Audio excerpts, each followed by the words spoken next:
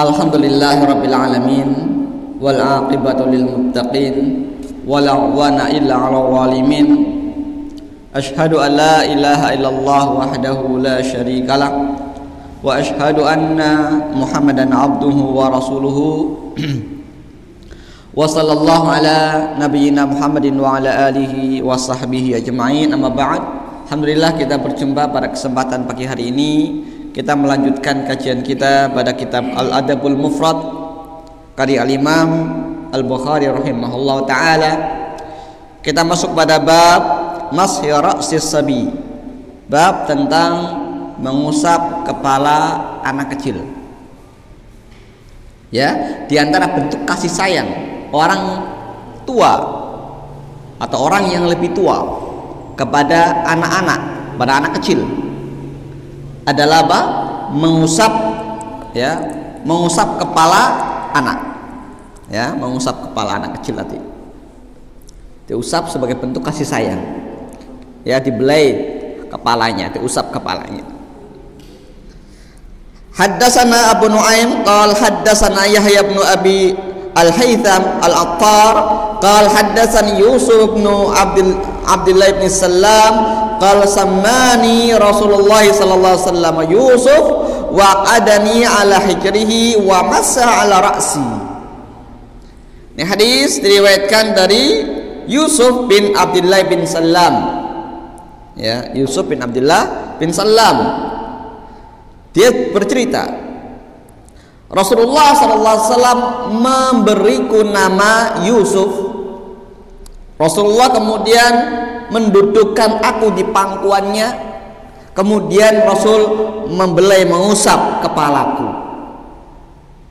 Ini ketika Yusuf masih kecil, ya. Kemudian dibawa kepada Rasulullah SAW dan dimintakan nama kepada Rasulullah SAW. Rasul memberi nama siapa? Yusuf.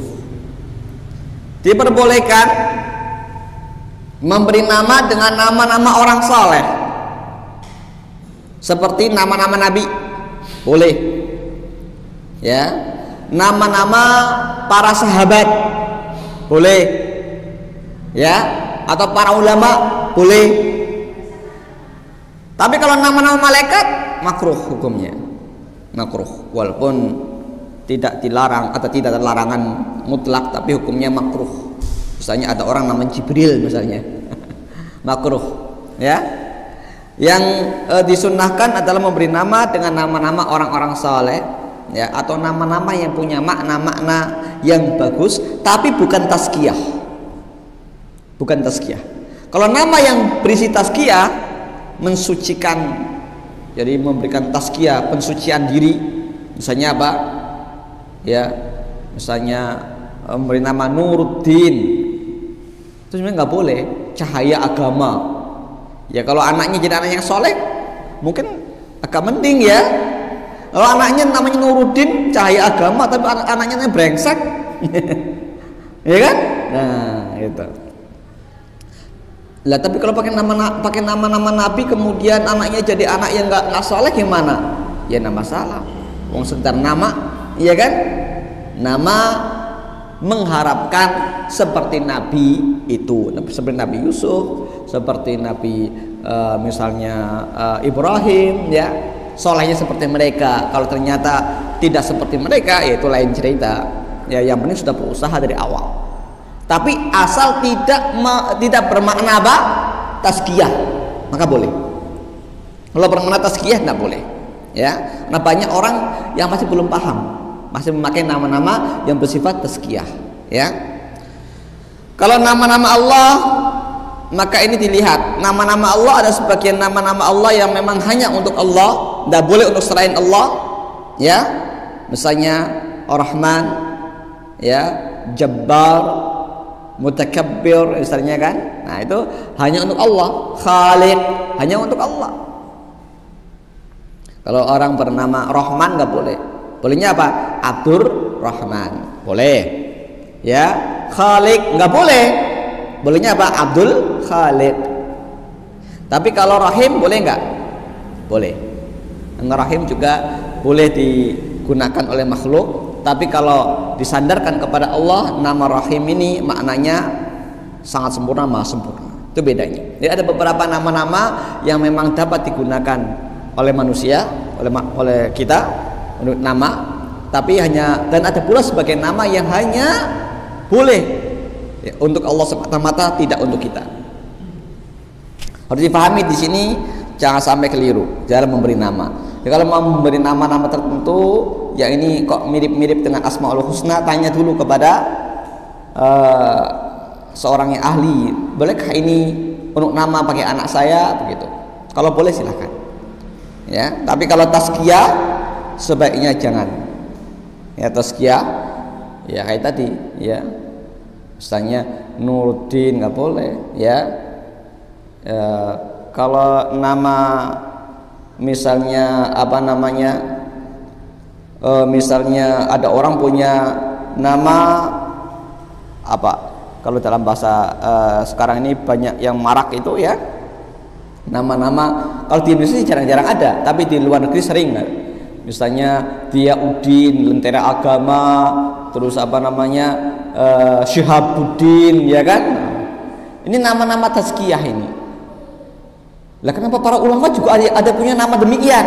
Jangan salah, itu bukan nama asli mereka, itu adalah gelar yang diberikan oleh umat kepada mereka. Ada seorang ulama yang digelari dengan Nuruddin, ada ulama yang digelari dengan Syihabuddin, ada ulama yang digelari dengan misalnya apa, misalnya Diyaudin misalnya dan sebagainya. Itu gelar-gelar pujian-pujian tazkiyah umat kepada mereka, bukan mereka yang memberi nama diri sendiri. Dibedakan, ya.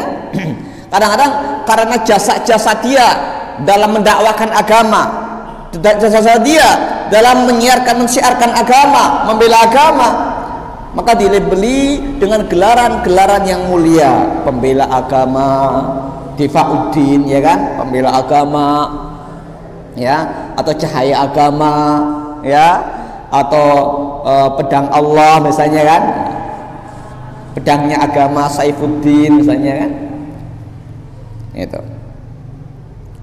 Kalau Saifullah boleh nggak? Ada orang namanya Saifullah, ya, boleh nggak? Sebenarnya nggak boleh. Saif kan pedang Allah. Tazkiyah itu, tazkiyah. Ya, Saifullah ataupun Saifuddin itu biasanya gelar seperti misalnya Khalid bin Walid digelari demikian, ya kan, ketika beliau menjadi panglima perang membela agama sampai dengan wafatnya beliau, tidak lepas dari namanya medan jihad membela agama, maka digelari begitu, nggak masalah, ya. Tapi kalau nama aslinya bukan Saifuddin atau Saifullah, bukan, tapi siapa? Khalid bin Walid, kan begitu. Nah, maka Rasulullah SAW memberikan nama Yusuf. Ini dalil bolehnya memberi nama dengan nama-nama para nabi. Ya. Kemudian Rasulullah memangku aku, mendudukkan aku di pangkuannya, memangkuku. Anak kecil, ya, dipangku oleh Rasulullah, kemudian diusap kepalanya. Ini di antara praktek-praktek bentuk-bentuk sepele, iya kan? Sepele, tapi ini justru bentuk kasih sayang. Yang ini ada nilai pahalanya. Jangan dikira nggak ada pahalanya. Mengusap, membelai kepala anak kecil itu pahala. Jadi, lah itu kan iya biasa. Tapi justru kalau orang paham itu adalah bentuk kasih sayang. Kasih sayang siapa? Orang tua kepada anak-anaknya atau pada anak-anak kecil, itu nilainya pahala. Jadi jangan kemudian sungkan untuk mengusap kepala anak kecil, ya, karena padanya ada nilai kasih sayang dan padanya ada nilai pahala. Haddatsana Muhammad bin Sallam qala haddatsana Muhammad bin Khazim qala haddatsana Hisham bin Urwah an abihi an Aisyah qalat kuntu al'abu bil banati 'inda Nabi sallallahu alaihi wasallam. Aisyah radhiyallahu taala anha, beliau bercerita ketika masa kecilnya, Kan beliau dinikahkan dengan Rasulullah SAW ketika usia 6 tahun, masih usia anak-anak bermain, meskipun sudah tamyiz, tapi masih ya namanya usia 6 tahun, masih usia bermain. Maka kata Aisyah, aku dulu bermain dengan anak-anak perempuan lainnya di sisi Rasulullah SAW. Jadi masih bermain-main, ya. Wa kana li sawahibu yal'abna ma'i, dan aku ketika itu punya sahabat-sahabat, teman-teman yang aku bermain bersama, yang mereka bermain bersamaku. Fakana Rasulullah sallallahu alaihi wasallam idza dakhala yanqami'na minhu, maka ketika Rasulullah SAW datang menemui Aisyah, teman-temannya itu pada pelan-pelan menjauh meninggalkan Aisyah. Fayusarribuhunna ilayya, maka Rasulullah kemudian memanggil mereka, mengumpulkan mereka kembali. Kembali. Fayal'abna ma'i, karena mereka pun kembali bermain bersamaku. Ini hadis ini menunjukkan bahwasanya betul memang sebagaimana kemarin kita jelaskan, bolehnya ya seorang menikah dengan anak yang belum baligh. Seorang laki-laki, itu syaratnya apa? Laki-lakinya sudah baligh. Kalau laki dan perempuannya dua-duanya belum baligh, tidak boleh, ya kan? Nah, jadi kalau laki-laki sudah baligh, sudah dewasa, perempuannya belum baligh, boleh nikah, ya. Tapi dengan catatan, ya, harus di bawah pantauan mahkamah pengadilan. Supaya apa? Supaya ya namanya anak kecil kan belum paham, maka tidaklah mereka dikumpuli atau dijima sebelum balighah, ya. Artinya bukannya Islam bukan berarti Islam melegalkan yang namanya pedofilia, bukan, tidak, tapi memberikan hak, ya, memberikan hak menikah dengan siapapun meskipun belum baligh, ya, karena itu hak walinya masing-masing, paham ya? Hak walinya masing-masing. Kalau walinya mau, ya, walinya kepengin menikahkan atau mau menikahkan, maka itu siapapun nggak bisa menghalangi. Lah anak kecil kan belum tahu, ya, tentunya ini haknya wali, ya, di bawah mahkamah. Ya, kalau ternyata walinya main paksa, si anaknya tidak mau, maka mahkamah atau pengadilan berhak untuk menolaknya. Paham ya? Jadi salah kalau mengatakan boleh ini, enggak. Kalau dalam pemahaman Ahlussunnah tidak demikian. Jadi harus di bawah pengawasan mahkamah pengadilan, pemerintah yang sah. Tidak bisa sembarangan ketika belum baligh, ya, karena mereka tentunya belum baligh itu tentunya belum paham secara keseluruhan daripada hukum pernikahan, karena mereka sendiri belum taklif, belum mukallafah, belum diberikan syariat. Ini masih anak-anak, masih usia bermain, ya. Rasulullah SAW menikahi Aisyah saja bukan karena keinginan Rasul semata-mata, bukan, paham ya? Jadi salah kalau itu adalah keinginan Rasul memaksakan. Tidak, Rasul tidak pernah memaksakan keinginannya menikah Aisyah, tidak. Bahkan keinginan menikah Aisyah bukan dari Rasul. Apa? Kemarin kita jelaskan dari apa? Tawaran para sahabat-sahabat yang lain. Wahai Rasul, setelah meninggalnya Khadijah, lama Rasul nggak menikah. ya menyendiri, lama nggak nikah, hidup sendiri. Ya Rasul, apakah engkau nggak kepengen menikah lagi? Nah, nikah sama siapa? Tinggal pilih ya Rasul, mau janda atau mau gadis. Nah itu kan. Lalu Rasul bertanya, kalau janda siapa? Kalau gadis siapa? Kalau janda Saudah. Beliau sangat setia mengikuti ajaranmu, sangat semangat mengikuti ajaranmu. Nah kalau gadis, Aisyah, anaknya As-Siddiq, orang yang sangat benar agamanya. Loh, kenapa kok Aisyah? Karena ketika itu di Mekah susah ya untuk mendapatkan istri yang gadis, sementara keluarganya mendukung 100% dengan dakwah Islam. Di Mekah ketika pernikahannya dengan Aisyah di Mekah, pernikah dengan Saudah dengan Aisyah itu di Mekah, ya nggak bisa. Lu kenapa? Siapa? Ketika di Mekah, kebanyakan ada sahabat-sahabat. Kalau Saudah memang sudah janda, ya kan, maka dia bebas merdeka menentukan pilihannya, kan begitu kan? Walinya hanya menyetujui saja. Tapi kalau gadis kan harus persetujuan wali, dan ini sangat sulit ketika di Mekah kondisinya.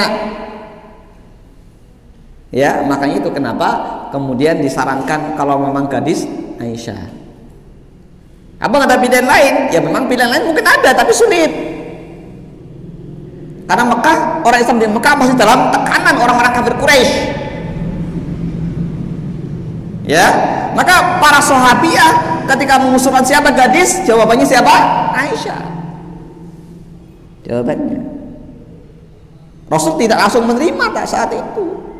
Sampai mimpi berkali-kali ditunjukkan oleh Jibril, inilah calon istrimu, calon istrimu. Sekali dua kali belum, setelah beberapa kali barulah Rasul menyampaikan kepada Abu Bakar, dan Abu Bakar kemudian menyetujui, baru menikah. Meskipun menikah dengan Aisyah umur 6 tahun belum balik, Rasulullah tidak melakukan apapun ya sebelum umur 9 tahun atau sebelum balik. Rasul nggak melakukan apapun. Di sini Imam Bukhari rahimahullah taala ya memasukkan dalam bab mashur ra'sis sabi, mengusap kepala anak kecil. Maksudnya gimana? Baru sebatas itu yang Rasul lakukan, hanya mengusap, membelai rambut, mengusap kepala. Itu baru sebatas itu. Ya, tidak lebih dari itu. Jadi jangan dibayangkan Rasul saat Aisyah masih kecil kemudian melakukan, enggak. Pedofilia itu penyakit kejiwaan yang melakukan hubungan seksual tadi itu dengan anak yang belum baligh. Itu pedofilia. Rasul tidak melakukan itu. Paham ya? Bahkan pernikahan dalam Islam, kalau ada orang menikah dengan anak yang belum balik, belum boleh melakukan itu dan diawasi oleh pengadilan, oleh mahkamah, sampai mereka seisi wanita balik, baru boleh. Paham kan ya? Jadi sangat salah kalau ada yang mengatakan Islam melegalkan perbuatan pedofilia, sangat salah, tidak benar. Ya, semua pernikahan di bawah umur harus di bawah pengawasan pengadilan atau mahkamah. Tidak boleh melakukan sebelum balik. Nah itu, ya beda dengan prinsip perbudakan di Eropa, di Amerika, ataupun di daerah-daerah lain di Asia. Nggak peduli itu. Seperti ajaran Syiah saja. Ya, nggak peduli, anak kecil dimut'ahnya dimut'ah, dikawin kontrak, walaupun belum balik, walaupun nangis, kata mereka. Ini ajaran Syiah. Ajaran Syiah memang membolehkan itu. Dalam fatwa-fatwanya para ulama Syiah membolehkan itu. Ya, anak kecil dimut'ah, walaupun nangis, nggak masalah. Itu ajaran bejatnya aliran Syiah. Nah dalam Ahlussunnah itu nggak boleh sama sekali, haram hukumnya. Nikah haram, hubungan dengan anak di bawah umur haram, tidak boleh. Walaupun boleh menikah sah ya, tapi belum boleh melakukan hubungan sebelum balik. Ya, dan ini diawasi langsung oleh pengadilan. Jadi ketika sampai ada pelanggaran, ya bisa mendapatkan takzir, hukuman takzir dari pengadilan. Ya, berarti pahami, gitu ya. Makanya Imam Bukhari memasukkan bab ini kepada bab mengusap kepala anak kecil. Karena ini pas dengan itu. Ya, sebatas itu Rasul lakukan. Karena Aisyah masih kecil, masih umur bermain. 6 tahun, masih umur bermain. Jadi masih dipersilakan bermain. Ada teman-temannya Aisyah datang, ya disuruh bermain. Mereka pada pergi karena rikuh dengan Rasulullah datang itu kan. Rasul tetap memanggil ya, masuk lagi ya, bermain lagi. Ya karena memang usia bermain. Rasul tidak ingin menghilangkan keindahan masa bermain pada anak-anak.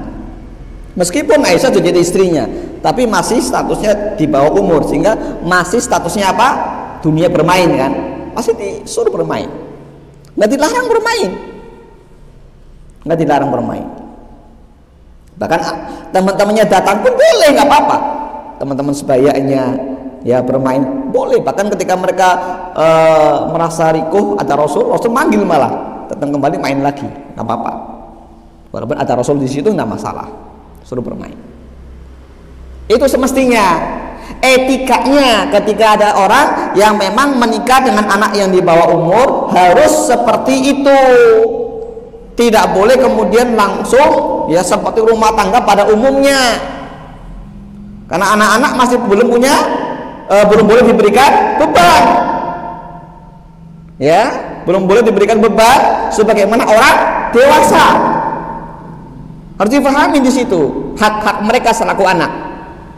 Dan ini dijamin dalam hukum Islam. Ya, itu sebabnya kenapa Rasulullah menikah dengan Aisyah, karena tadi itu. Ya, yang pertama memang itu adalah saran dari para sahabiah, karena tidak ada lagi ketika itu tidak ada gadis yang bisa untuk dinikahi dengan sesuai dengan tanpa menghalangi jalan dakwanya Rasul, ya.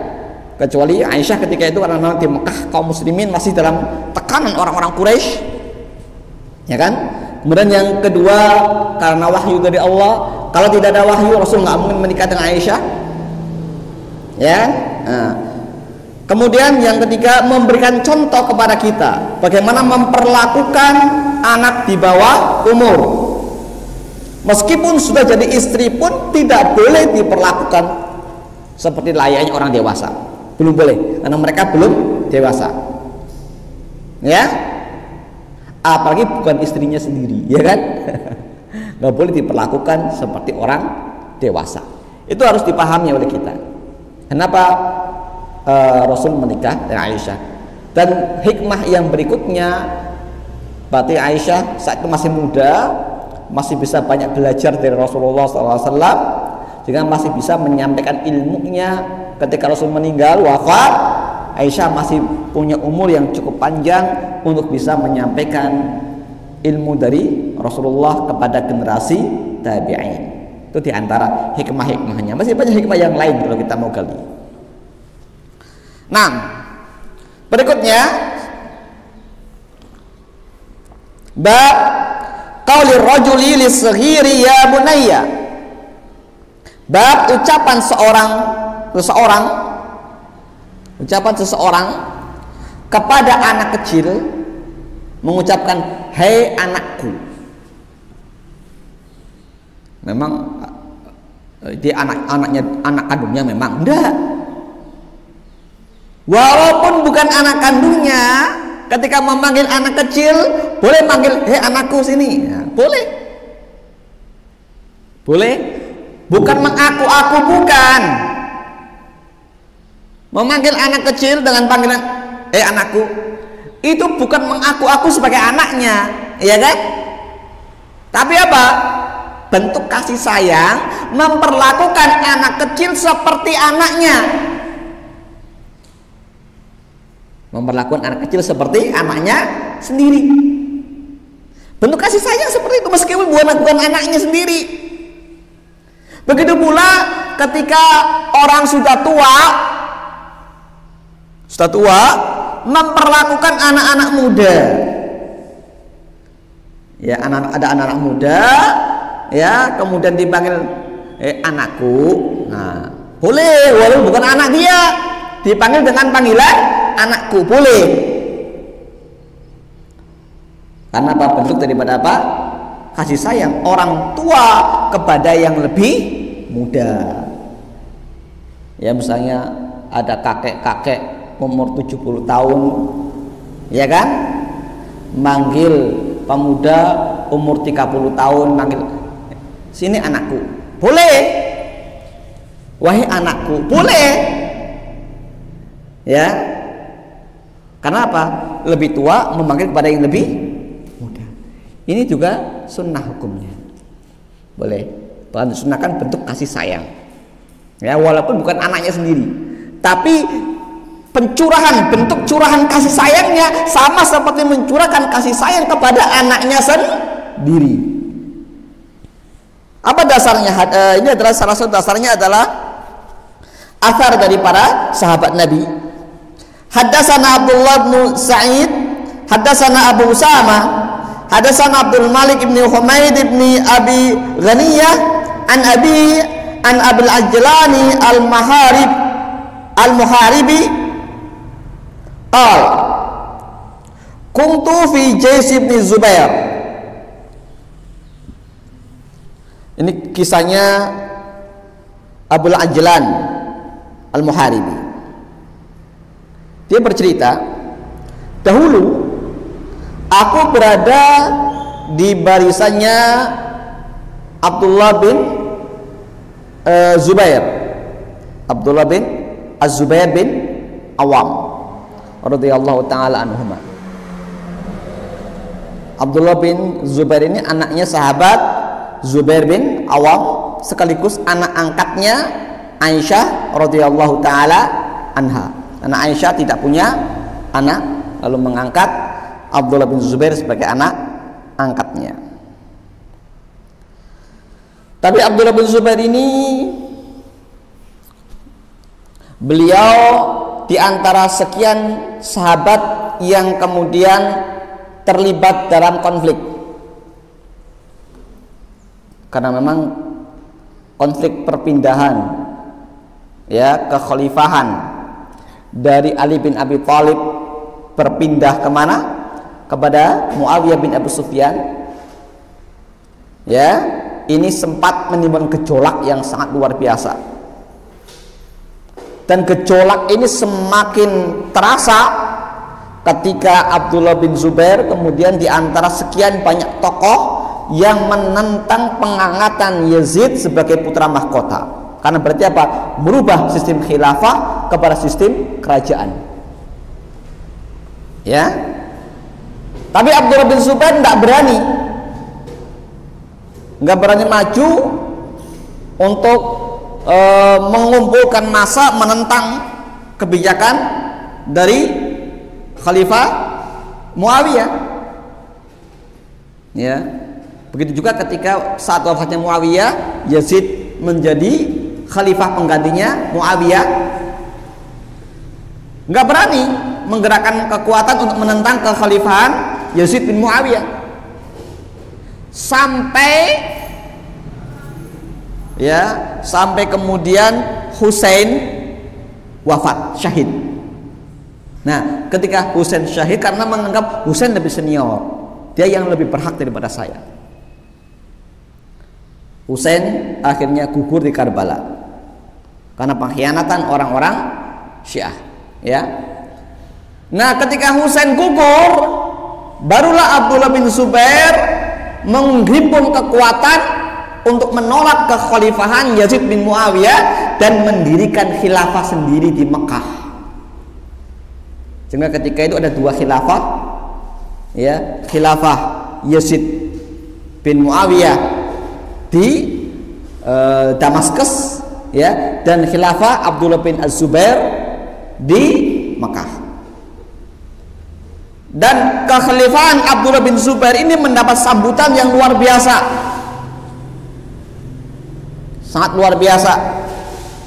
Segara penjuru akhirnya menyambut Abdullah bin Az-Zubair sebagai khalifah, sehingga kekuasaan Bani Umayyah ketika itu menyempit, tinggal hanya lokasi sekitar Mesir dan Damaskus saja. Lainnya sudah bergabung, ya, Basrah paling masih bergabung dengan Damaskus ketika itu.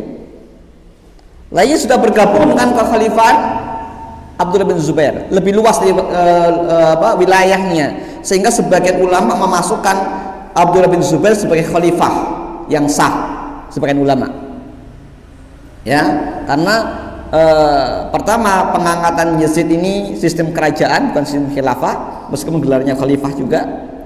Yang kedua, wilayahnya tinggal sedikit, selebihnya dikuasai oleh khalifah Abdullah bin Az-Zubair ketika itu. Ini konflik yang sangat luar biasa, sampai meninggalnya Yazid, berganti khalifah, begitu ya, sampai akhirnya diangkat seorang yang sangat diktator, sangat kejam, tidak berperi kemanusiaan, yang namanya Al-Hajjaj bin Yusuf, orang bertangan besi. Inilah gubernurnya Bani Umayyah ketika itu, yang bisa kemudian merebut kembali wilayah-wilayah Bani Umayyah yang kemudian bergabung dengan Abdullah bin Zubair. Satu persatu wilayah ditaklukkan, ya, sampai tinggal Mekah dan Madinah yang masih dikuasai oleh Abdullah bin Az-Zubair. Ketika itu para sahabat Nabi terpecah menjadi 3 kelompok. Sebagian bergabung dengan barisannya Bani Umayyah, sebagian karena menganggap itu yang sah, sebagian berpihak kepada Abdullah bin Zubair karena menganggap itu yang sah, ya. Sebagian lagi memilih memisahkan diri, tidak ikut-ikutan konflik. Ini seperti sikapnya Abdullah bin Umar dan Abdullah bin Abbas, lebih memilih untuk ngurusi diri sendiri, tidak ikut-ikutan konflik ketika itu, ya. Jadi memang ini yang terjadi ketika itu, kondisi perpecahan setelah meninggalnya Muawiyah bin Abi Sufyan. Nah, akhirnya kemudian Abdullah bin Zubair ini kemudian dihancurkan oleh Al-Hajjaj bin Yusuf, dan satu-satunya orang Islam yang berani menghancurkan Ka'bah adalah Al-Hajjaj bin Yusuf. Karena dia orang yang tidak punya kemanusiaan, maka sebagian ulama ada yang mengkafirkan Al-Hajjaj bin Yusuf, ya, karena dia sangat kejam, tidak punya kemanusiaan. Hukum adalah apa kata dirinya. Orang pengen dibunuh tanpa kesalahan harus dibunuh, ya. Maka sebagian ulama ada yang mengkafirkan Al-Hajjaj bin Yusuf. Al-Hajjaj mengatakan jangan ada orang masuk dari pintu itu, kalau yang masuk dari pintu bunuh. Ya, ada orang yang nggak tahu masuk dari pintu itu, nggak tahu, langsung dibunuh. Kejamnya Al-Hajjaj bin Yusuf, ya. Tapi sebagian para ulama yang lain mengatakan Al-Hajjaj bin Yusuf masih muslim, karena dia orang yang sangat suka dengan orang yang suka membaca Quran. Dia juga orang yang semangat dalam berjuang melawan orang-orang kafir, orang-orang musyrik, ya, sehingga dia masih muslim. Ini memang ada perbedaan pendapat di antara para ulama mensikapi sikap kejam dan kerasnya Al-Hajjaj bin Yusuf. Nah, ketika itulah Al-Hajjaj ini membawa manjanet, senjata untuk pelempar batu. Ketika itu Abdullah bin Zubair bersembunyi di Mekah, di Ka'bah, maka segera dilempari dengan batu-batu besar sehingga Ka'bah pun roboh, hancur, dan Abdullah bin Zubair pun kemudian gugur. Ini kisahnya seperti itu, ya. Nah, kalau dikisahkan secara panjang lebar, panjang kisahnya, ya. Ini secara singkat saja. Jadi ketika itu Abu Ajlan mengatakan, saya dulu itu bergabung dengan pasukannya Abdullah bin Zubair menentang Bani Umayyah karena merubah sistem khilafah pada sistem kerajaan. Ya, ini memang terjadi perbedaan pendapat para sahabat Nabi ketika itu. Ada yang menentang keras perubahan tersebut, ada yang menerima, dan ada yang diam. Ya, yang diam diantaranya adalah yang sangat terkenal adalah Abdullah bin Umar. Dia tidak mau ikut-ikutan terlibat konflik politik. Ngapain kita sibuk ngurusi politik? Biar mereka yang mau berkuasa silakan berkuasa. Yang penting kita selamatkan diri kita dan umat. Lebih fokus kepada dakwah, lebih fokus kepada menyampaikan sunnah, tidak mau terlibat konflik. Ya, tidak kepada Bani Umayyah, tidak kepada Abdullah bin Zubair. Bahkan termasuk orang yang sangat-sangat sering menasihati Husain agar jangan sampai pergi ke Kufah menuruti ajakan orang-orang Syiah. Tapi ternyata nasihatnya Ibnu Umar dan Ibnu Abbas kurang didengar oleh Husain. Husain terprovokasi oleh orang-orang Syiah, ya, akhirnya berangkat ke Kufah. Padahal ketika itu saudaranya di Kufah yang terbunuh karena pengkhianatan orang-orang Syiah sedang ngirim utusan supaya Husain jangan ke Kufah, tapi selisih ban jalan. Nah, ini akhirnya Husain pun gugur di Karbala. Jadi tangisan orang-orang Syiah itu tangisan bohong, tangisan dusta, penyesalan dusta. Mereka yang mungkin Husain gugur tewas, kok mereka menyesal? Bohong itu, untuk ngibuli orang ahli sunnah. Maka jangan ikut-ikutan tertipu oleh orang-orang Syiah, ya. Kalau orang-orang dari kalangan orang-orang yang mendewa-dewakan persatuan, menganggap ahlu sunnah, menganggap salafiyah, menganggap Wahabi, ini yang menghalangi persatuan Sunni Syiah kata mereka. Jadi orang Sunni sama orang Syiah mau bergabung dihalangi oleh Wahabi kata mereka. Belum tahu mereka bagaimana pengkhianatan Syiah dari tahun ke tahun. Siapa yang bawa tentara salib masuk ke Mesir untuk kemudian menaklukkan, menghancurkan Palestina? Orang Syiah. Siapa yang membawa pasukan Tartar, pasukan Mongol, ya, masuk ke Baghdad menghancurkan khilafah Bani Abbasiyah? Siapa? Orang Syiah. Ya kan? Terakhir siapa yang membantu tentara sekutu untuk menghancurkan Irak? Ya, hancurnya Irak, terbunuhnya Saddam Hussein. Siapa? Orang Syiah. Ya, bahkan dulu saat berdirinya Republik Iran, apa janjinya Khomeini, ya, laknatullah alaih. Apa janjinya kepada orang-orang Sunni? Kalian dukung kami menggulingkan Shah Pahlavi, raja Persia ketika itu. Kalau Shah Pahlavi bisa guling, kami berkuasa, kalian ahlu sunnah, kami berikan kebebasan beragama. Bebas beragama, beribadah sesuai dengan keyakinan ahlu sunnah.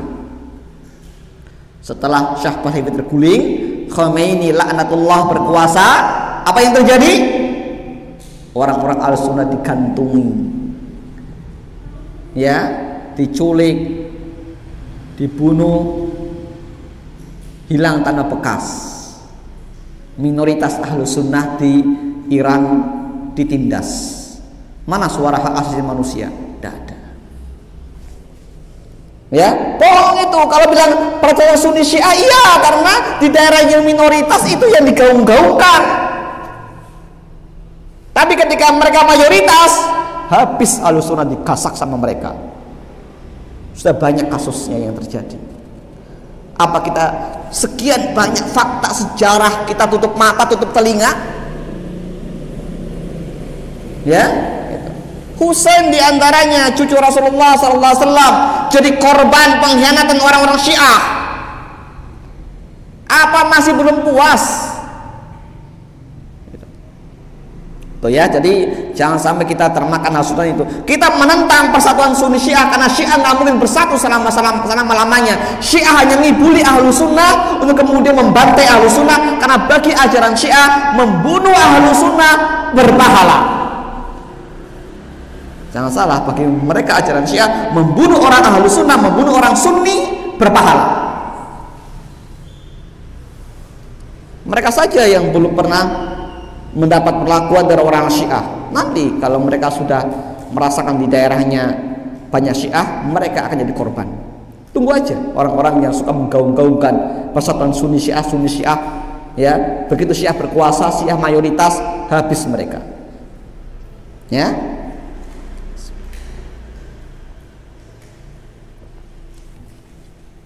Nah ini kejadian ketika Abdullah bin Zubair setelah gugurnya Husain, Abdullah bin Zubair kemudian angkat senjata menentang Bani Umayyah, mendirikan khilafah sendiri, khilafah Abdullah bin Zubair. Fatuwfiya ibnu ammin li, kata Abul Ajlan, ya, kemudian anak pamanku wafat. Dia punya paman, pamannya punya anak, anaknya meninggal. Wa ausa bi jamalin lahu fi sabilillah. Lalu anaknya, anak pamannya sebelum meninggal berpesan, ya, agar apa? Agar ontanya diberikan, dihibahkan ataupun diinfakkan untuk perjuangan di jalan Allah. Faqultu libnihi, maka aku pun berkata kepada anaknya, anak dari anak pamannya yang meninggal, idfa ilayyal jamal, kasihkan ontanya kepada saya. Kan ayahmu mengatakan ontanya disuruh dihibahkan, diinfakkan di jalan Allah, kasihkan kepada saya ontanya. Kenapa? Fa ini fi Jais ibn Zubair, karena aku ada di barisannya Abdullah bin Zubair. Aku berada di barisannya Abdullah bin Zubair. Aku sedang berjuang menentang penyelewengan Bani Umayyah. Kasihkan pada saya. Saya kan lagi berjuang ini, lagi berjuang. Ya. Faqala idhab bina ila ibni Umar hatta nas'alah. Kalau begitu sekarang ayo kita bareng-bareng pergi kepada Abdullah bin Umar. Kita tanya kepada dia. Kalau memang beliau Abdullah bin Umar membolehkan ontaknya diberikan kepada engkau, aku berikan ontanya kepada engkau. Kalau tidak, ya tidak. Fa'ataina ibna Umar, maka kami pun mendatangi Abdullah bin Umar ini ketika itu. Jadi disunnahkan ketika terjadi konflik, ya, datangilah ulama yang terbebas dari fitnah. Ya, ketika terjadi konflik politik, ya, dimanapun negara, datangi ulama-ulama yang terbebas dari fitnah, yang tidak ikut nyebur dalam fitnah. Tanya pada ulama, tanya pada ustaz, tanya pada kiai, tokoh agama yang menjauhkan diri dari fitnah. Kalau tanya pada yang ikut-ikutan fitnah, ya jawabannya ya mendukung salah satu pihak, ya kan? Yang pro dan yang kontra, itu kan? Tanya sama orang yang grupnya Muawiyah, grupnya Yazid bin Muawiyah, oh ya nggak boleh, kenapa? Berikan ke saya saja, ke kami saja, itu kan. Tanya ke grup ulama ataupun yang berpihak pada Abdullah bin Zubair, enggak, berikan saja pada kami. Nah ini tanya pada ulama yang netral. Ya, di antara pro kontra ini ambil yang netral. Itu semestinya.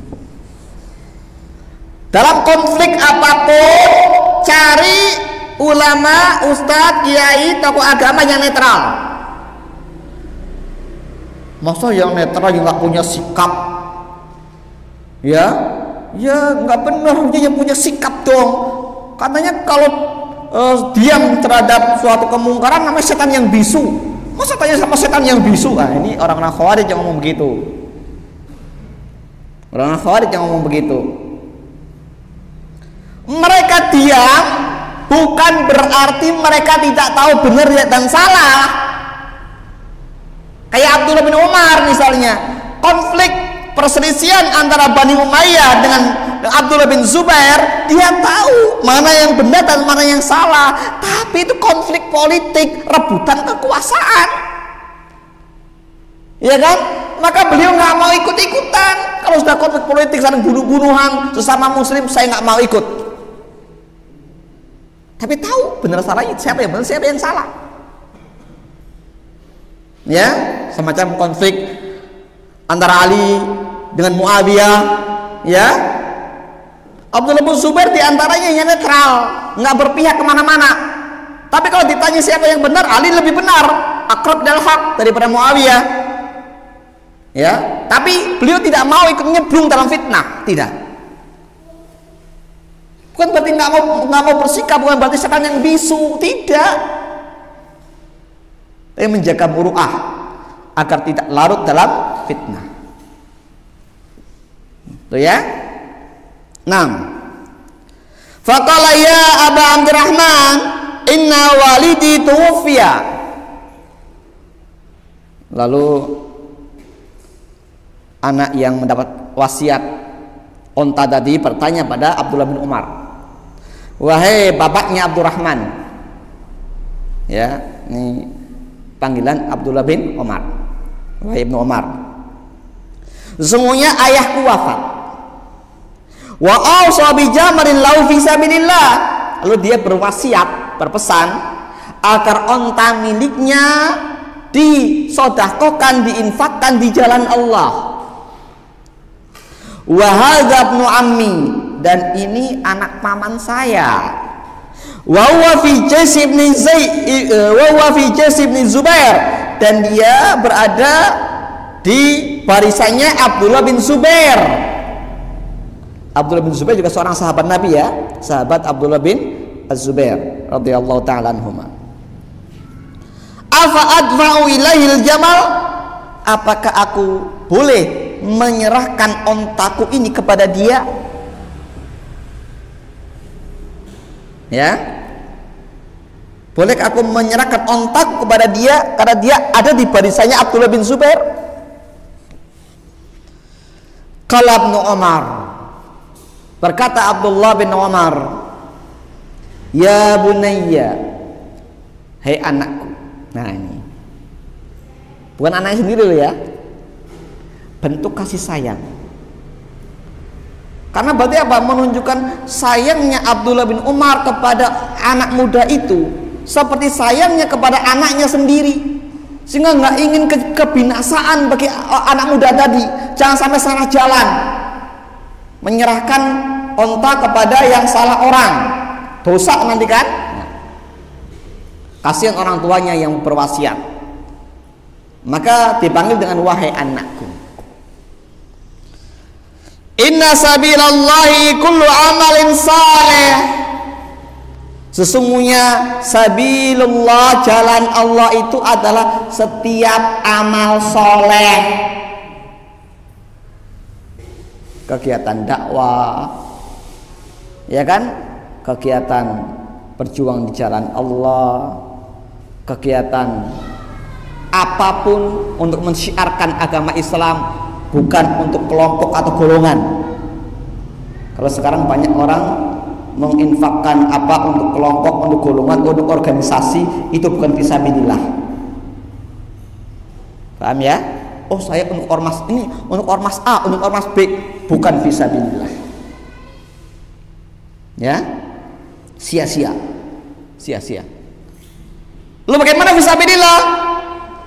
Untuk kegiatan menciarkan Islam, membesarkan Islam, membela Islam. Nah, fisabilillah. Fa in kana waliduka innama awsa bi jamali fisabilillah azza wa jalla. Dan orang tuamu hanya mewasiatkan kamu agar menyerahkan onta tersebut untuk fisabilillah, untuk dakwah, ya, untuk mendidik umat, mengajari umat, membela Islam, membela agama. Silakan. Fa idza ra'aita qauman muslimina yaghzuna qauman minal musyrikina fadfa ilaihimul jamal. Bila kamu melihat ada sekelompok kaum muslimin yang mereka berperang melawan orang-orang musyrikin, serahkan ontamu kepada mereka. Kalau ada orang-orang muslimin berperang melawan orang-orang musyrikin, serahkan kepada mereka ontamu. Fa inna hadza wa ashabu fi sabili ghilmani qaum. Adapun orang ini, yaitu Ibnu Ajlan ini, ya, dia berada di jalannya seorang anak dari sebuah kaum, disamarkan, tidak mengatakan dia di jalannya Abdullah bin Zubair, tidak, di jalannya anak-anak dari sebuah kaum. Maksudnya gimana? Anak-anak dari generasi terbaik, ya, bukan mengecilkan Abdullah bin Zubair, tidak. Abdullah bin Zubair juga seorang sahabat kecil seperti Abdullah bin Umar dan sebagainya, ya, anak dari Az-Zubair bin Awam, sahabat Nabi yang senior, ya. Adapun orang ini, ya, dan kelompoknya berada di jalannya anak-anak suatu kaum, ya, ayyum yadqada, siapa di antara mereka yang berkuasa, punya kekuasaan, mereka ikuti. Nah, ini Abdullah bin Zubair, laki besar dukungannya, kekuasaannya, banyak orang berpihak kepada Abdullah bin Zubair. Ketika wilayahnya satu persatu jatuh, banyak orang meninggalkan Abdullah bin Zubair. Sehingga ketika dikepung di Mekah, banyak orang meninggalkan Abdullah bin Zubair sendirian.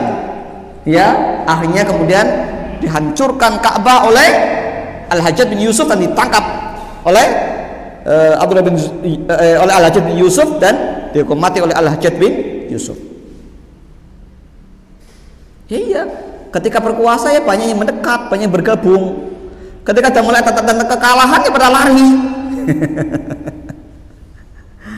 Ya kan? Maka jangan kasihkan kepada orang-orang itu. Mereka hanyalah bergabung ketika orang yang diikuti punya kekuasaan,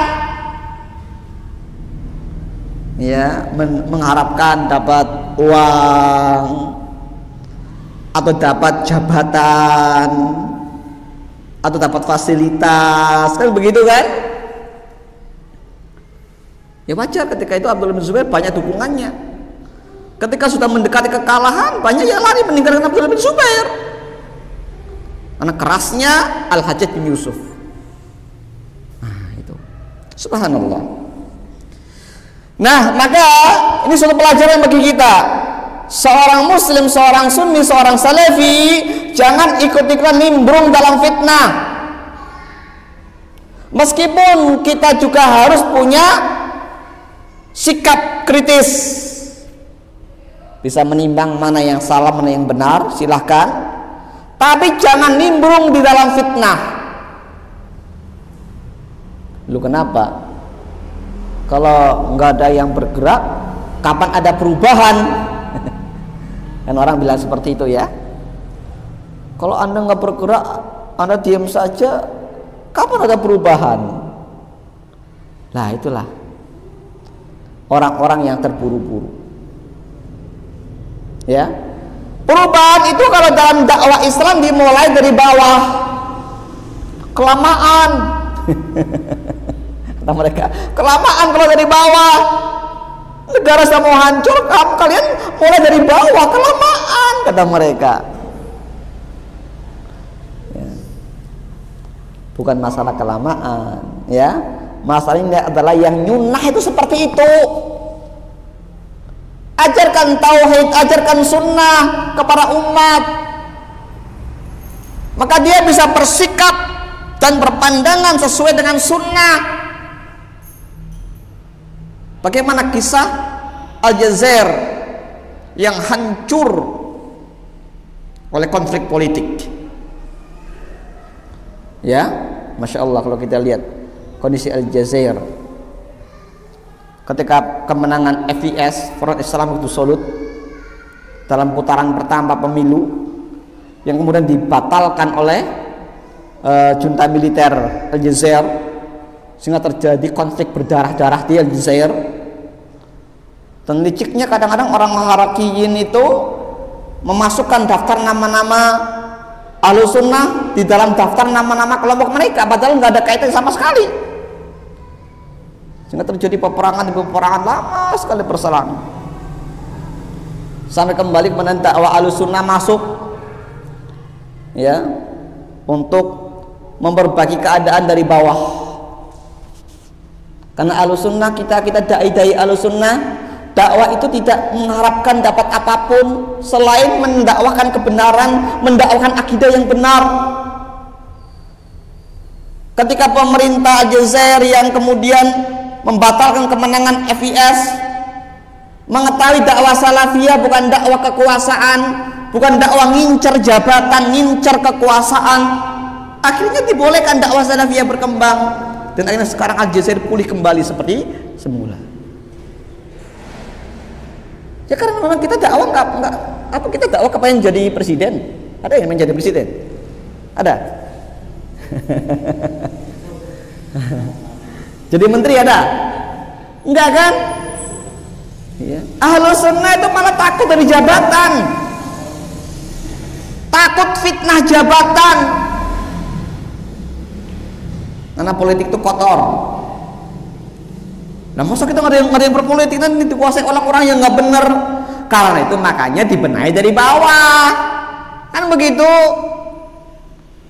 Ya, kalau dari atas nggak bisa, dari bawah. Rakyatnya dibenerin dulu akidahnya, dibenerin dulu mentalnya, dibenerin dulu akhlaknya. Kelamaan. Selalu jawabannya orang-orang Harakiyin kalau diajak seperti jawabannya apa? Kelamaan. Lah memang mereka sudah berjuang berapa tahun coba? Mana hasilnya? Iya kan? Mana hasilnya coba? Apa sukses? Tambah morat-marit kan? Tambah morat-marit.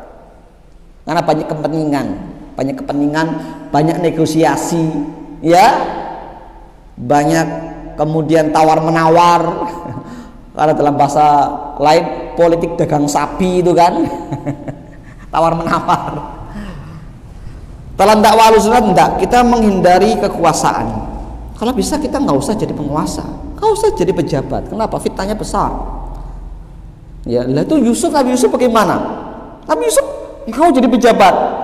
Iman kita seperti imannya Nabi Yusuf. Hah? Iman kita seperti imannya Nabi Yusuf? Enggak, kalau iman kita tidak sekuat iman Nabi Yusuf, jangan coba-coba mendekat kekuasaan. Banyak orang yang dulu baik, bagus agamanya, ketika jadi pejabat rusakan begitu kan, banyak. Makanya itu banyak ulama yang takut jadi penguasa. Seperti misalnya Al-Imam As-Sarkhasi misalnya, oleh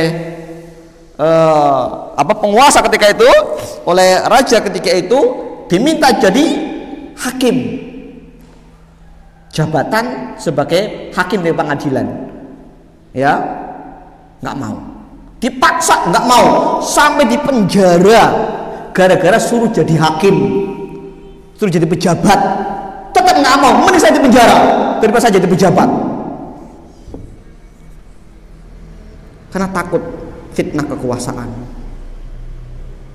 Dakwah salafiyah, ustadz salafi yang benar itu bukan mereka nggak pernah ngincer jabatan, tapi itu ada ustadz ngaku ustadz salafi tapi mau bikin partai salafi. Apa ada gitu? Ada. Saya nggak perlu nyebut nama siapa, ada, ya. Jadi datang ke beberapa ustadz yang lain untuk lobby mau bikin partai salafi. Astagfirullah. Ada di Indonesia, ada. Walah, ini nggak paham dakwah salafiyah, ini malah merusak dakwah salafiyah. Jangan terburu-buru, bukan itu tujuan dakwah salafi, bukan itu tujuan dakwah salafiyah, bukan itu, bukan kekuasaan, bukan jabatan, bukan parlemen, bukan. Bapak dakwah salafiyah anti politik? Tidak. Kita juga berpolitik. Lah, politiknya apa? As-siyasah asy-syar'iyyah, politik syar'i, yaitu apa? Riayah syu'unil ummat. Bagaimana kita menjaga ya kemaslahatan urusan umat. Ya, dengan apa? Dakwah, meluruskan akidah yang benar. Ini politik Ahlus Sunnah. Dakwah meluruskan akidah, akhlak, mental umat. Ya kan? Politiknya kita itu, kita enggak, politik dalam Ahlus Sunnah bukan jabatan. Kalau dalam Harakiyun, ya Ikhwanul Muslimin dengan berbagai macam partainya ngincer jabatan. Ya, ya ormas-ormas pun sama kan di Indonesia ngincer jabatan.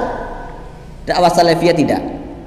Pure dakwah salafiyah semata-mata ingin meluruskan akidah umat, tidak tergiur oleh jabatan apapun.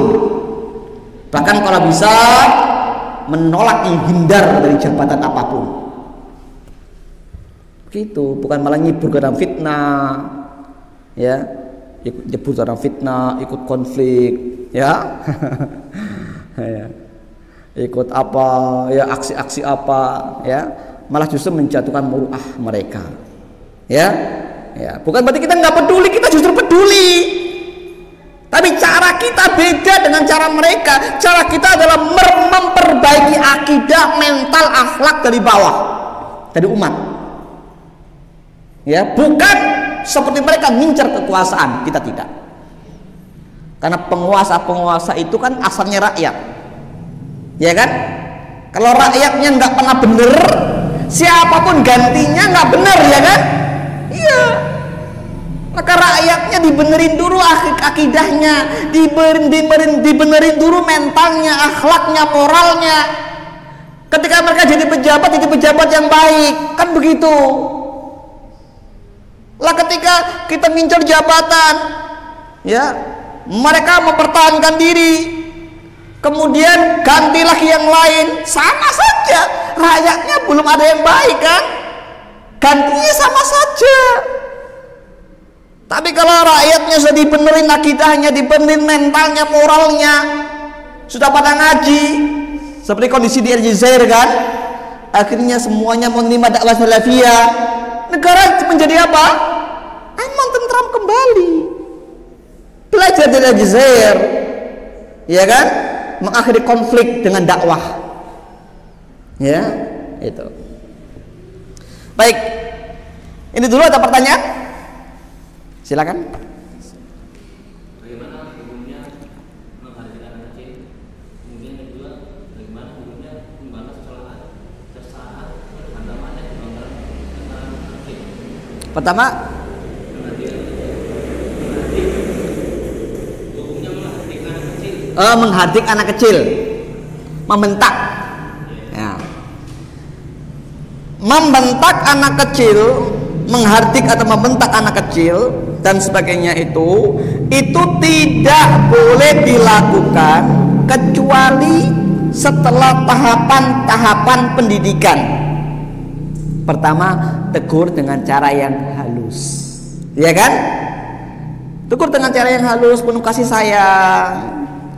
Masih bandel, agak sedikit tegas. Bandel lagi, tegas lagi. Bandel lagi, agak keras. Bandel lagi, baru kita keras bicaranya. Masih bandel lagi, baru dipukul. Bertahap. Tidak boleh langsung lompat, langsung bentak, nggak boleh. Itu bukan cara pendidikan yang benar. Dari awal, gitu kan? Dari lemah lembut dulu, penuh kasih sayang dulu. Walaupun bukan anak sendiri, apalagi anak sendiri, kan begitu. Dan bagaimana membalas cercaan celaan, begitu ya? Ini adalah salah satu hal ketika ada kita dicela orang, dimaki orang. Yang pertama, kalau kita mau membalas, balas dengan seimbang, ya kan? Tapi memaafkan lebih baik. Kita biarin aja lebih baik. Dicela, dimaki, biarin aja. Biar Allah yang membalas. Syekhul Islam Ibnu Taimiyah rahimahullah taala, bagaimana beliau difitnah oleh musuh-musuhnya hingga keluar masuk penjara bukan karena kesalahan yang dilakukannya, semata-mata difitnah oleh orang yang nggak suka dengan beliau. Tapi ketika musuh-musuhnya yang sering memfitnah dia jadi musuh pemerintah ketika itu, Syekhul Islam Ibnu Taimiyah disuruh untuk berfatwa agar musuh-musuhnya dulu yang menjebloskan ke penjara bisa dihukum seberat-beratnya. Maka Ibnu Taimiyah menjawab apa? Biar kesalahan mereka terhadap aku sudah aku maafkan, aku nggak akan ungkit-ungkit lagi kesalahan mereka. Tapi kesalahan mereka kepada Allah aku serahkan kepada Allah. Nggak mau berfatwa untuk balik menyerang, membalas dendam, tidak. Mental-mental inilah yang perlu ditanamkan dalam diri kita. Kan kita kadang-kadang jarang, kita kadang-kadang pakai emosi, gitu kan? Ketika ustadznya, ketika kiainya, ketika ormasnya dicela, marah, ya kan? Padahal kalau sampai matinya mati asabiyah, mati membela golongan, ya kan? Itu. Jadi jangan sampai kita seperti itu. Apalagi diri kita dicela. Kalau mau balas seimbang, jangan lebih daripada itu. Kalau ketika mencela terjadi, dibalas seimbang, dosanya ditanggung yang pertama memulai. Ya kan? Tapi kalau kita memaafkan, maka itu lebih baik. Kalau membalas kita nggak dapat pahala, ya kan? Selama kita tidak lebih dari celaan dia, maka dosa ditanggung sama pencela pertama. Tapi kita nggak dapat pahala. Tapi kalau kita memaafkan, kita dapat pahala. Itu. Ada lagi? Kalau yang melontarkan anak belum balik gimana? Kalau? Yang melontarkan anak belum balik. Celaan. Nah, kalau yang melontarkan celaan anak yang belum balik, maka kita perlu untuk memberikan pendidikan yang baik. Pertama, ditolak dulu ataupun diluruskan dulu dengan cara yang baik, ya. Orang kena kayak gue, orang sopan, saru, nah misalnya kan, dosa, ya. Kalau masih juga, maka bisa dengan bentakan, ya, untuk menghentikan dia. Kalau masih seperti juga, bisa disampaikan ke orang tuanya. Tolong si anak ini dengan diomongilah kon manan sopan karo wong lebih tua. Nah, tahapan-tahapan ini coba dilakukan. Tapi kalau memberikan hukuman fisik pada anak orang lain nggak boleh. Mukul anak orang lain nggak boleh, ya kan? Anak-anak sendiri boleh, tapi dengan tahapan-tahapan tadi, ya kan? Dari yang paling lembut sampai keras. Kalau nggak mempan baru pukulan pun yang tidak membuat jadi cacat, ya kan? nggak boleh memukul wajah dan daerah-daerah berbahaya lainnya. Ada lagi? Kalau sebaliknya, Ya? kalau sebaliknya orang yang dicaci itu nggak hidup dendam terus sampai nanti mengumpat atau nada-nada yang nggak pantas. Nah, kalau orang yang dicela dimaki kemudian sampai berlebihan sikapnya, sampai mengumpat-mengumbar dan sebagainya, melebihi batas, maka dosa ditanggung sama yang melampaui batas. Yang memulai ya tidak dapat apa-apa, nggak dapat pahala. Yang melampaui batas, yang membalas melampaui batas, dapat dosa. Dosa ditanggung yang melampaui batas. Kalau yang tadinya mengumpat sudah minta maaf, apakah berdosa yang mengumpat, tapi dia tidak. Kalau sudah minta maaf dan tulus menunjukkan kemaafannya, tapi yang diminta maaf belum ridho, ya itu haknya yang belum ridho, ya kan? Ya itu haknya dia. Tapi kalau sampai melampaui batas, kadang-kadang dimintai maaf malah sikapnya melebihi yang mencela pertama, ya kan? Dosa ditanggung sama dia. Yang penting kita sudah berusaha minta maaf, masa dimaafkan atau tidak, yang penting kita berusaha sekuat tenaga minta maaf. Minta ridho. Itu masuk kepada dosa dalam si kecil karena artinya terlalu sombong. Kalau sombong ya pasti. Kalau sombong tidak memaafkan syirik kecil. Makanya itu kalau berlebihan kamu memaafkan syirik kecil. Tapi kalau belum bisa memaafkan karena masih sakit hati, beda lagi. Saya belum bisa maafin karena saya masih sakit hati. Namun saya menyenangkan pergi aja misalnya. Sudah. Nyari itu bagaimana caranya? Ada lagi? Ya. Mengenai pernikahan, apakah disyaratkan seorang syarifah itu harus menikah dengan seorang syarif? Dalam Islam itu tidak ada yang namanya pernikahan harus darah biru. Nah, ya kan? Seorang syarif harus dengan syarifah, atau seorang sayyid dengan sayyidah, itu kan, keturunan Hasan dengan keturunan Hasan, Husain keturunan Husain, begitu kan? Itu adalah pemahaman yang tidak benar. Nanti kalau tidak, seorang syarifah nikah sama orang biasa nanti nasabnya putus, kata mereka seperti itu. Lah memang kita mikirin masalah nasab. Orang berlebihan dalam mendewa-dewakan nasab. Tidak dibenarkan begitu. Kebanyakan orang kalau udah seorang syarifah atau seorang sayyidah nggak mau nikah kecuali dengan syarifah atau sayyidah yang lain, syarif atau sayyid yang lain. Karena khawatir nanti nasabnya putus, jadi terputus pula dari jalur keturunan cucu Rasulullah begitu. Allahu Akbar. Ini kebodohan. Alasannya itu alasannya. Ini budaya konservatif. Nggak ada larangan menikah syarifah dengan yang lain atau sayyidah dengan yang lain. Nggak ada larangan. Kalau nasabnya berakhir, nggak ada masalah toh. Contoh siapa? Rasul menikahkan dua anaknya, anak beliau dengan siapa? Utsman bin Affan. Makanya kemudian cucunya ataupun anak dari Utsman dengan dua anaknya tidak tergolong ahlul bait karena sudah lain jalur, itu kan? Nah, itu. Ini dalil Rasul tidak mendewa-dewakan nasab.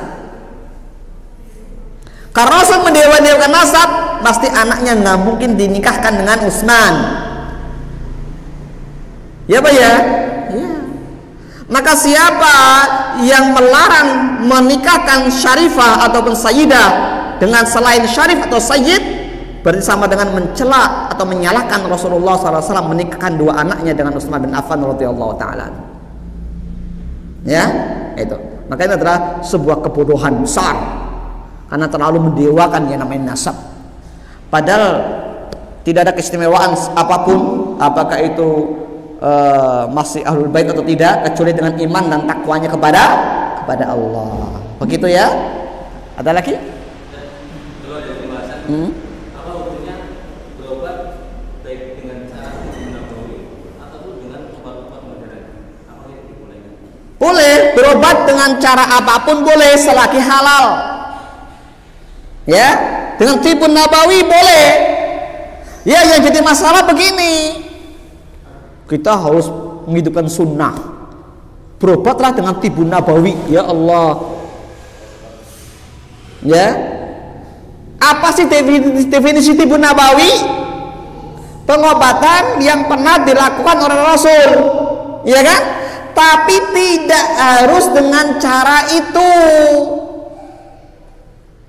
Ya, makanya itu kenapa muncul fatwa dari beberapa para ulama kibar tentang bekam itu bukan sunnah. Ya, karena bekam sudah ada sejak zaman sebelum Rasul, ya kan? Nah, iya.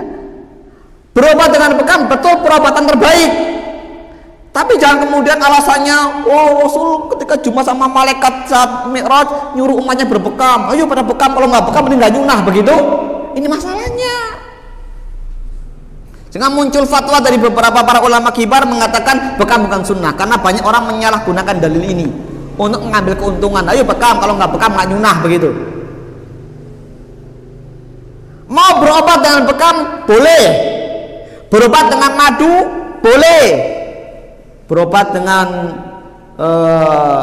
misalnya cara-cara Rasulullah pernah melakukan lainnya tibun nabawi ini boleh, tapi tidak harus itu, ya kan?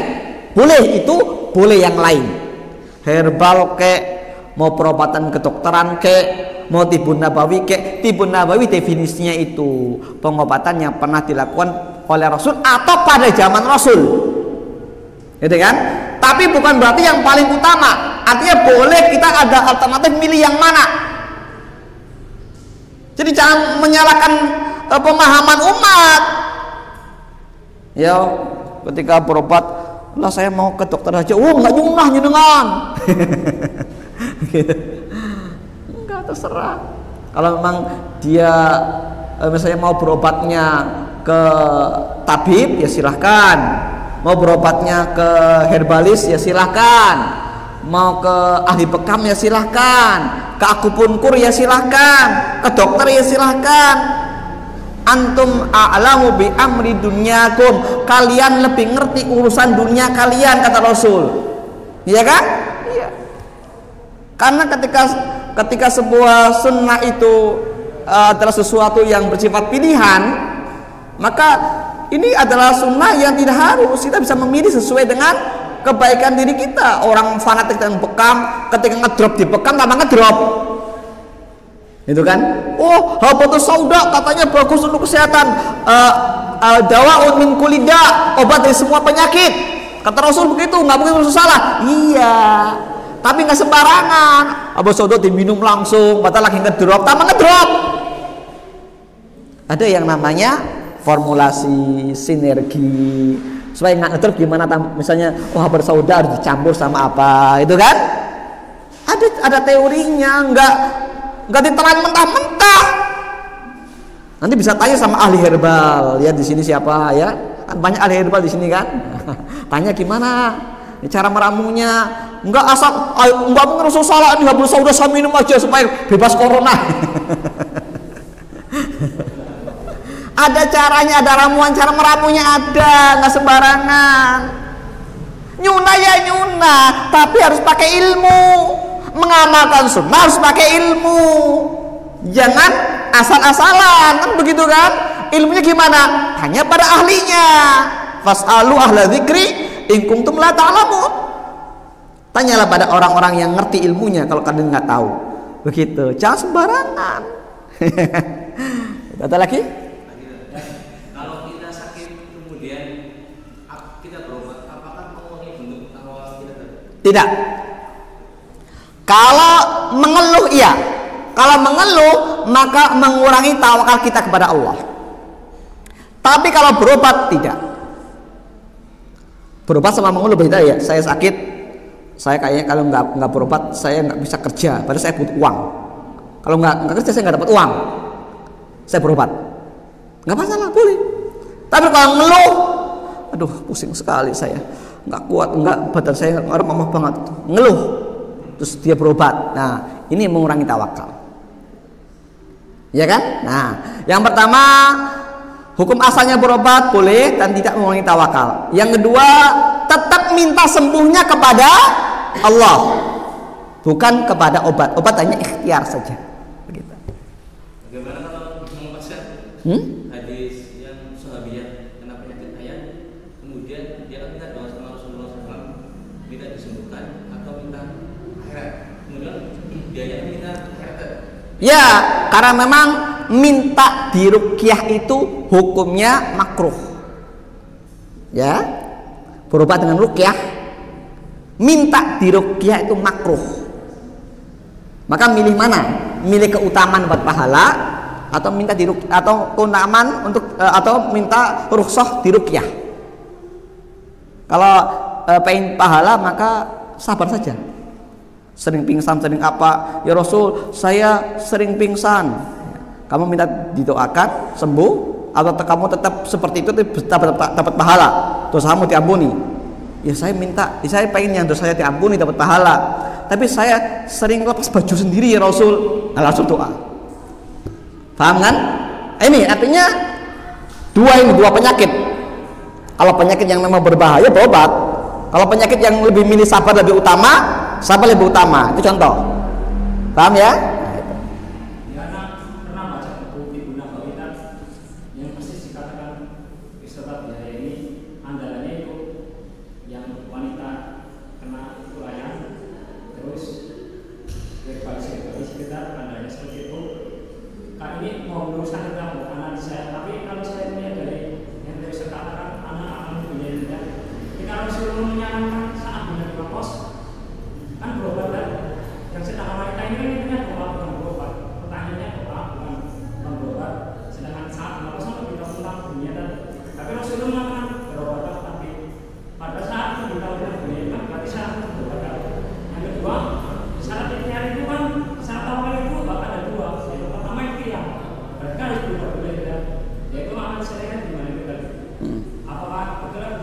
Ya seperti itu memang. Jadi ikhtiar adalah suatu hal tidak mengurangi tawakalnya orang. Seperti ketika ada orang datang bawa kendaraan, ya kuda atau onta, ya kemudian nggak diikat. Ketika kita tanya, kenapa kamu nggak ikat? Saya tawakal ya Rasul. Tawakal itu kamu ikat dulu baru tawakal. Ikhtiar dulu. Tawakalnya itu di kesembuhannya. Begitu ya? Nah itu. Tawakal di kesembuhannya. Kalau berobat nggak ngurangi tawakal, tapi kalau kita tawakalnya kepada obatnya, minum obat ini pasti sembuh, ngurangi tawakal. Tapi kalau minta tawakal kepada Allah, ya Allah sembuhkan saya misalnya kan, nggak masalah, tidak mengurangi tawakalnya, ya kan? Nah itu. Adapun kalau masalah ruqyah memang tadi ada perbedaan seputar keutamaannya. Lebih utama memang tidak meminta ruqyah kecuali darurat tadi, ya kan? Ada lagi? Berbeda antara saat dengan kaos dengan perempuan yang tadi. Beda. Kalau mungkin perempuan itu minta, ya Rasulullah, saya mungkin disarankan apa gitu. Ya, atau misalnya ya Rasulullah saya sakit gimana? Berobatlah. Gitu. Dan Rasul juga nyuruh kita berobat. Ma anzalallahu da'an ila anzala ma'u syifa. Tidaklah Allah menurunkan satu penyakit pun kecuali pasti Allah menurunkan bersama penyakit itu obatnya. Ya kan? Maka kita disuruh untuk mencari obatnya. Itu nggak mengurangi tawakal kita pada Allah. Ada lagi? Cukup ya? Baik, wassallallahu ala nabiyina Muhammadin wa akhiru da'wana alhamdulillahirabbil alamin. Assalamualaikum warahmatullahi wabarakatuh.